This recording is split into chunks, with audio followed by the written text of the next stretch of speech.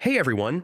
If you want to create a clean and professional documentation site without heavy coding, Docsify is one of the easiest tools you can use. In this video, I'll show you step by step how to create a documentation site using Docsify from start to finish. First, install node.js on your computer.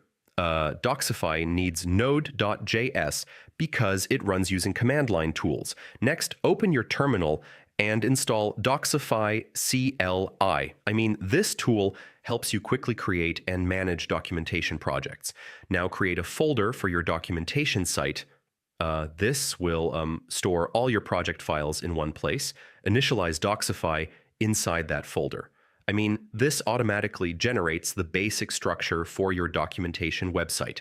Start the local server so you can preview your site. This allows you to see changes live while editing your documentation. Now edit your markdown files. This is where you build your documentation using simple text, headings, and links. Finally, customize your theme and deploy your site using GitHub pages. This makes your documentation available online for everyone to access.